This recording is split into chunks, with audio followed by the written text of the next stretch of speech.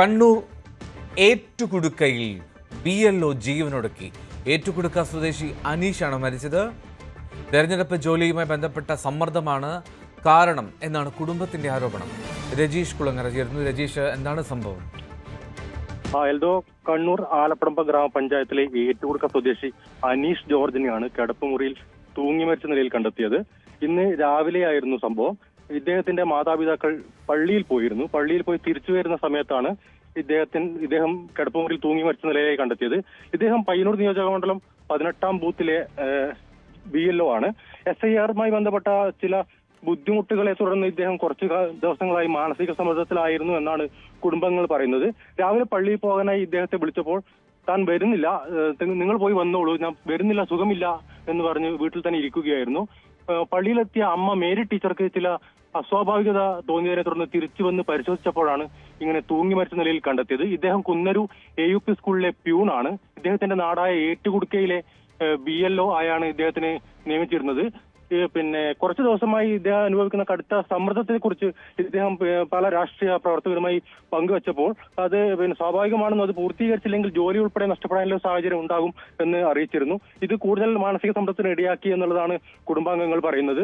ഇദ്ദേഹത്തിന്റെ മൃതദേഹം ഇപ്പോൾ തുടർ നടപടികൾക്കായി പരിയാർ മെഡിക്കൽ കോളേജിലേക്ക് കൊണ്ടുപോയിരിക്കുകയാണ്.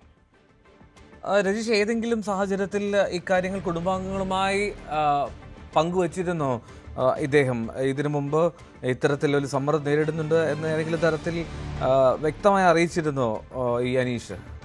ഇദ്ദേഹം 4-5 ദിവസമായി കടുത്ത ഒരു മാനസിക വിഷമത അനുഭവിച്ചു വരുന്നതായാണ് കുടുംബാംഗങ്ങൾ. MV ജയരാജനെ ഇപ്പോൾ ടെലിഫോണിലുണ്ട്. MV ജയരാജൻ, ഈ ഒരു BLOയുടെ മരണം, അത് ആത്മഹത്യ, അത് സമ്മർദ്ദം മൂലമാണ് എന്നാണ് കുടുംബാംഗങ്ങൾ പറയുന്നത്. എന്തുകൊണ്ടാണ് ഇത്തരത്തിൽ ഈ പ്രത്യേക സാഹചര്യത്തിൽ ഇതിനെ എങ്ങനെ കാണണം ശ്രീ MV ജയരാജൻ?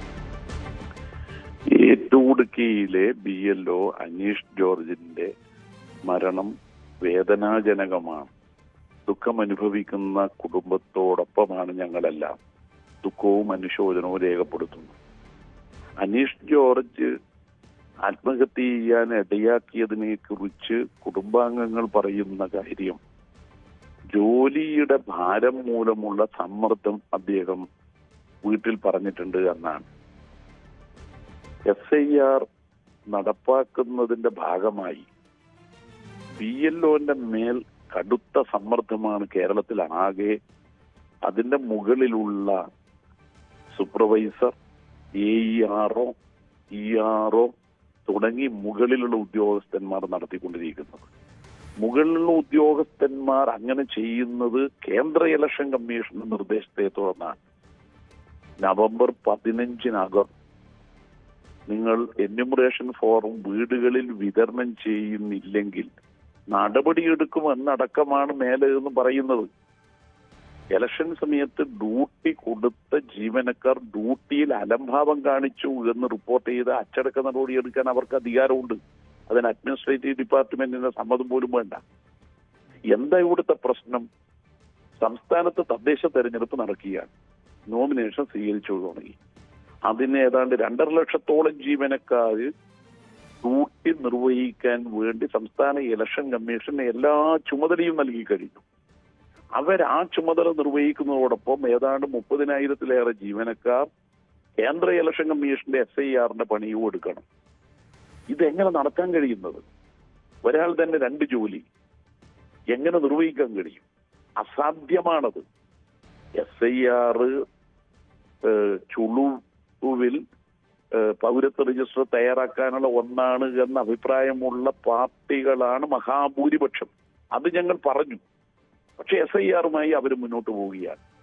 അങ്ങനെയുള്ള ഒരു ഘട്ടത്തിൽ തീയതിയിലെങ്കിലും മാറ്റം വരുത്തണ്ടേ? ഒരു തെരഞ്ഞെടുപ്പ് ഇവിടെ നടക്കുന്ന ദിവസം മറ്റൊരു വോട്ടർ പട്ടിക തയ്യാറാക്കാനുള്ള ഒരു പ്രവർത്തനം പ്രായോഗികമാണോ? മാത്രമല്ല, കരട് വോട്ടർ പട്ടിക പ്രസിദ്ധീകരിക്കുന്നത് ഡിസംബർ 9-നാണ്. അന്ന് കേരളത്തിൽ തദ്ദേശ ഭരണ സ്ഥാപനത്തിലേക്കുള്ള 7 ജില്ലകളിൽ തെരഞ്ഞെടുപ്പാണ്.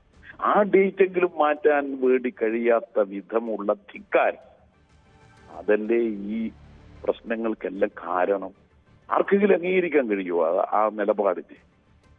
അതുകൊണ്ട് അനീഷ് ജോർജ് അടക്കമുള്ള ജീവനക്കാരിൽ കടുത്ത സമ്മർദ്ദം കേന്ദ്ര ഇലക്ഷൻ കമ്മീഷന്റെ ഭാഗമായി ഉയർന്ന ഉദ്യോഗസ്ഥന്മാർ ചെലുത്തിക്കൊണ്ടിരിക്കുകയാണ്. അതാണ് അതിന്റെ പ്രശ്നങ്ങളുടെ കാതലായ കാര്യം. വളരെ നന്ദി ശ്രീ എം വി ജയരാജൻ. പ്രതികരിച്ചതിലും വലിയ സമ്മർദ്ദം ഈ ഇത്തരത്തിൽ BLOമാർക്ക് മേലുണ്ട് എന്നാണ് CPMന്റെ പ്രതികരണം. വർഗീസ് ജോർജ് RJD നേതാവ് ടെലിഫോണിലുണ്ട്. ശ്രീ വർഗീസ് ജോർജ്, ഈ ഇത്തരത്തിൽ ഈ BLOമാർക്ക് മേൽ വലിയ സമ്മർദ്ദം നിലനിൽക്കുന്നുണ്ട് എന്നുള്ള വിവരങ്ങളൊക്കെ നേരത്തെ വന്നിരുന്നു. പക്ഷേ അപ്പുറത്തേക്ക് ഇപ്പോൾ ഒരു ആത്മഹത്യയുടെ സാഹചര്യം കൂടി വരുന്നു. ഇതിനെ അപലപിക്കുന്നുണ്ട് CPM. എന്താണ് താങ്കളുടെ പ്രതികരണം? ഇതുപോലെയുള്ള ദുരന്തങ്ങൾ ഇനി ആവർത്തിക്കാതിരിക്കട്ടെ എന്ന് പ്രാർത്ഥിക്കുന്നു. BLOമാര് കടുത്ത മാനസിക സമ്മർദ്ദത്തിലാണ്. ഈ ആത്മഹത്യയുടെ പേരിൽ കേരളത്തിലെ ചീഫ് ഇലക്ടറൽ ഓഫീസറെ പ്രതിയാക്കി കേസെടുക്കേണ്ടതാണ്. കാരണം അത്ര മാനസിക സമ്മർദ്ദത്തിലാണ് ഈ BLOമാര് നിൽക്കുന്നത്. കേരളത്തിലെ എല്ലാ രാഷ്ട്രീയ പാർട്ടികളും പറഞ്ഞാണ് കേരളത്തിൽ ഇപ്പോൾ SIR മാറ്റിവെക്കണം എന്നുള്ളത്. 2024 ഇവിടെ നമുക്ക് പാർലമെന്റിൽ വോട്ടർ പട്ടിക പുതുക്കിയതാണ്. 2004 ശേഷമുള്ള പാർലമെന്റിലെ വോട്ടർ പട്ടികയിൽ മരിച്ചവരെ ഒഴിവാക്കി 2026 ജാനുവരി 1 പ്രായപൂർത്തിയാകുന്നവരെ കൂട്ടിച്ചേർത്ത് മാത്രം നമ്മുടെ വോട്ടർ പട്ടിക പുതുക്കിയാൽ മതി. അത്ര ലളിതമായിരുന്നു. അതിനു പകരം 2002 വോട്ടർ പട്ടികയിലുള്ളവർ അവർ വോട്ടർമാരാണെന്ന് വീണ്ടും തെളിയിക്കണം. മാത്രമല്ല 2002 ശേഷം നമ്മുടെ കേരളത്തിൽ 5 അസംബ്ലി ഇലക്ഷൻ നടന്നിട്ടുണ്ട്, 5 പാർലമെന്റ് ഇലക്ഷൻ നടന്നിട്ടുണ്ട്. ഈ 10 അസംബ്ലി പാർലമെന്റ് തെരഞ്ഞെടുപ്പിൽ വോട്ട് ചെയ്തവർ വീണ്ടും ഈ 2000 ശേഷമുള്ളവർ അവരും തങ്ങൾ വോട്ടർമാരാണെന്ന് തെളിയിക്കണം. ബേർഡൻ ഓഫ് ദ പ്രൂഫ് അവർക്കാണ്. ഇലക്ഷൻ കമ്മീഷൻ വോട്ടർമാരെ എന്യൂമറേഷൻ നടത്തി ചേർക്കേണ്ടതിന് പകരം കാലാകാലങ്ങളിൽ ഇപ്പോൾ ആ ഉത്തരവാദിത്വം ഇവർക്ക് വോട്ടർമാർക്ക് കൊടുത്തിരിക്കുകയാണ്. BLOമാർക്ക് തന്നെ ശരിയായ കാഴ്ചപ്പാടില്ല, അവർക്കുള്ള ട്രെയിനിങ് ശരിയായില്ല. ഇപ്പൊ ഞങ്ങളുടെ ഈ പ്രദേശങ്ങളിൽ BLOമാര് വന്നത് അവര് 1 കോപ്പി മാത്രമാണ് തന്നത്. ചില സ്ഥലങ്ങളിൽ 2 കോപ്പി വന്നിരിക്കുന്നു.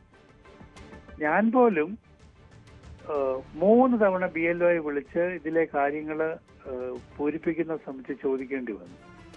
എന്താണ് എപ്പിക് നമ്പർ, 2002 രക്തബന്ധമുള്ളവർ മരിച്ചുപോയാൽ അവരുടെ പേര് ചേർക്കാമോ, എന്തെല്ലാം സങ്കീർണതയാണ് വെച്ചിരിക്കുന്നത്. അപ്പൊ പിന്നെ പാവപ്പെട്ടവർ, ആദിവാസികൾ, ദളിതുകള്, മത്സ്യത്തൊഴിലാളി സ്നേഹിതന്മാര്, ജീവിതത്തിന്റെ വഴിമുട്ടി നിൽക്കുന്നവര്, ഇതുപോലെയുള്ള കാര്യങ്ങൾക്ക് വേണ്ടി എത്ര സമയം ചെലവാക്കണം, ആരെ കാണണം?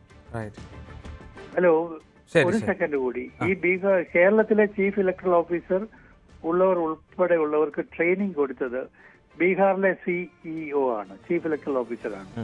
കേന്ദ്ര ഇലക്ഷൻ കമ്മീഷന്റെ സെപ്റ്റംബർ 10 പത്രക്കുറിപ്പിൽ പറയുന്നുണ്ട്, ഇന്ത്യയിലെ 28 സ്റ്റേറ്റുകളിലെയും ചീഫ് ഇലക്ടറൽ ഓഫീസർമാരെ വിളിച്ചു വരുത്തിയിട്ട് ഞങ്ങൾ അവർക്കൊരു ട്രെയിനിങ് കൊടുത്തു. ബീഹാറിലെ CEO ആണ് അതിന് ട്രെയിനിങ് കൊടുത്തത്.